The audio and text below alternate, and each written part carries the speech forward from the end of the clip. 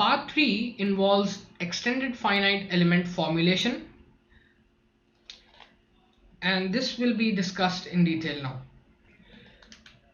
Basic extended finite element formulation would involve the classical displacement field UFE plus the displacement field due to enrichment, which is nj of x into uj is equal to sigma k equal to 1 to m nk of x into psi of x into ak, where psi of x is the enrichment function. For multiple discontinuities, we can write another summation from L is equal to 1 to np.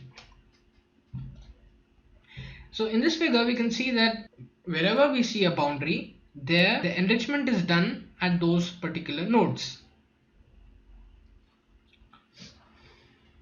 All these nodes are enriched, and we can see that all these nodes are enriched.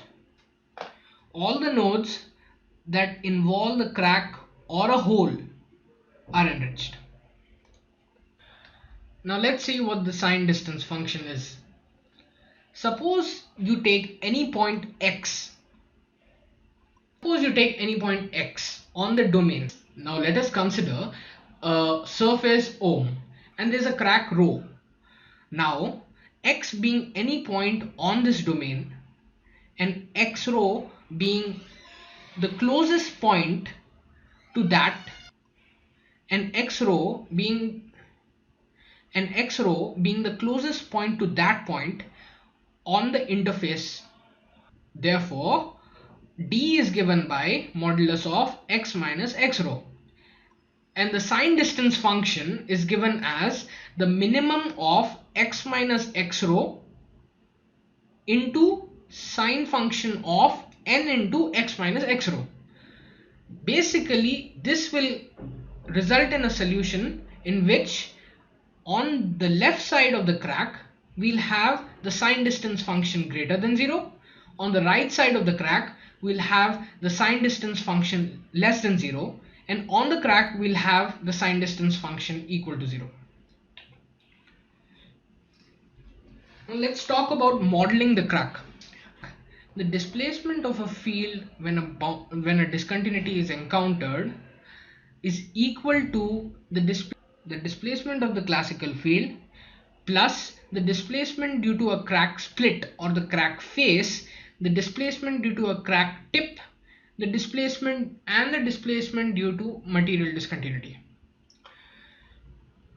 For a classical finite element, the displacement field is given by Ni into Ui.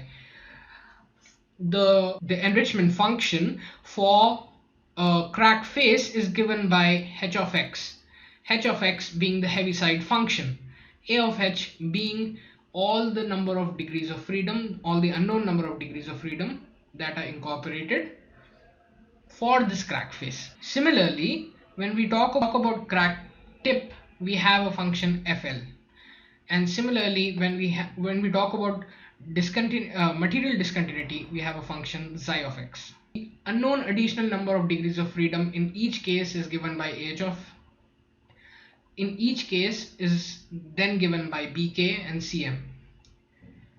Now extending this is only valid for each node. A similar exercise is done for interpolation h of x minus h of xh and f of x minus f of xk. However, for material discontinuity, it is not done. Now the Heaviside function h of zeta is given by sine of zeta. If is greater than 0, it's 1, and if zeta is less than 0, it's minus 1. For the crack tip enrichment, we have f1, f2, f3 and f4, which are given by root of r into sine theta by 2, and all these. Root of r into sine theta by 2, root of r into cos theta by 2, and so on. And the weak discontinuity, that is the material discontinuity, is given by zeta of x minus zeta of xm. Now let's consider a domain and a body force Fb. So we'll have a traction and we consider a surface rho t and we have a traction force Ft. The equilibrium equation is given by del of sigma plus Fb equal to 0 for the surface O.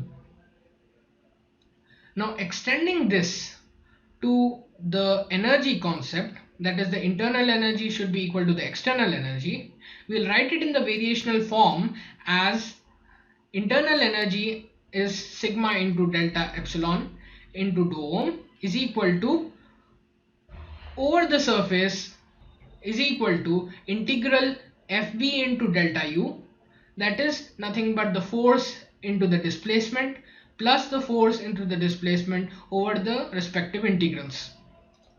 A famous expression in finite element method, which is force is equal to stiffness into displacement. Now here the forces are different, the displacements are different, hence the stiffness matrix will also be different.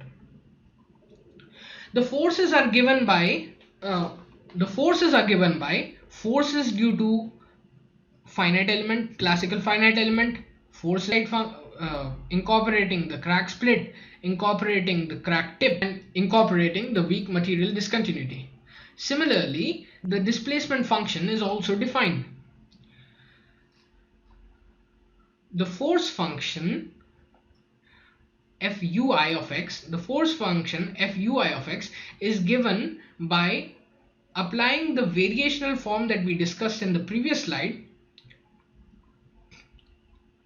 is found by applying the variational form that we discussed in the previous slide to this force. So we get Fiu, Fia, Fib alpha and Fic, where alpha equals 1, 2, 3, 4. Now, when we go about finding this stiffness matrix, we have to integrate over the domain B transpose dB. When we find the B matrix for a classical finite element method is given by dou ni by dou x, 0, 0, dou ni by dou y, dou ni by dou y,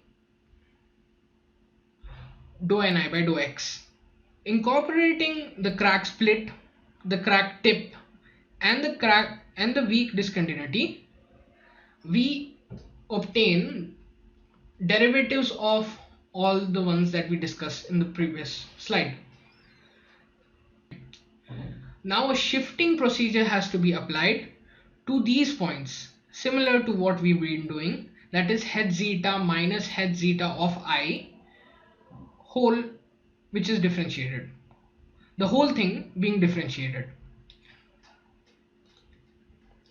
Now we've come across dou ni by dou x. So in the B matrix, what we are doing is we're differentiating the enrichment functions. Let's lay out what the derivatives of the enrichment function are. We do the derivative of a Heaviside function, we obtain a Dirac delta function. A Dirac delta function is 1 at the crack and 0 otherwise. This is given as a strong discontinuity enrichment. A weak discontinuity enrichment, psi of x, is given as modulus of zeta of x. And the modulus of zeta of x, the differentiation of the modulus of zeta of x, is given as differentiation of the shape function into zeta of x. And that, when multiplied with sine of zeta, will give you your differentiation of zeta of x. When we talk about the derivative of crack tip enrichment function, we have f alpha as a function of r and theta. That is, it is a function of polar coordinates, which is root of r sine theta by 2, root of r cos theta by 2, and so on. Now differentiating this with respect to the polar coordinates will give you these values. Differentiating these with respect to x dash and y dash coordinate, suppose r, the angle theta is with the coordinate with an axis x dash. So in that coordinate system, if we differentiate this with respect to x dash and y dash, we end up with these derivatives. Now transforming these derivatives to the global coordinate system, we multiply it with theta naught. Theta naught being the angle between one coordinate system x dash y dash and the xy coordinate system. How, when we consider type 1 heaviside enrichment, it means that if the crack tip goes completely through an element, if the discontinuity completely goes across an element, only then all 4 nodes are enriched. Similarly, we can see it here. Again, in heaviside enrichment type 2, this means that if the crack tip crosses any one of the boundaries, then all the nodes are enriched. Similarly, when the crack propagates, we see that all the nodes are enriched. Now, the heaviside and crack tip enrichment, when they combine them, we see that all the ones that have a crack split are enriched differently, and all the ones that have crack tip are enriched differently. Similarly here. The Gauss quadrature rule is used very frequently when we do numerical integration in finite elements. Now, the existence of a discontinuity within a finite element may complicate the existing integration procedure, even if we use conventional higher order quadrature rules. So we have 3 different methods: subquadrature method, subtriangle method, and polar distribution method that incorporate Gaussian quadrature. These are not any different methods, but we try to subdivide the elements near the crack tip. We try to subdivide the elements near the discontinuity in order to obtain a correct solution. In subquadrature method, wherever the discontinuity comes, we try to subdivide the element into subquads, and each subquad is then integrated by using the normal conventional Gaussian integration rule.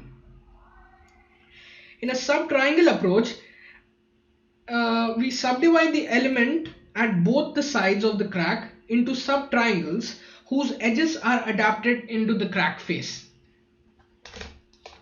So we see it here that these triangles are subdivided. Similarly here, right? In the case of polar distribution, the distribution of Gaussian points in a crack tip element is designed in a polar format, with closer points in the vicinity of the crack tip becoming further apart towards the edges of the element. It is a well-known fact that XFEM approximations may become ill-conditioned or even fail. Now, to classify whether a node should be enriched or not, a proposal was made by Dolbeau in the year 1999.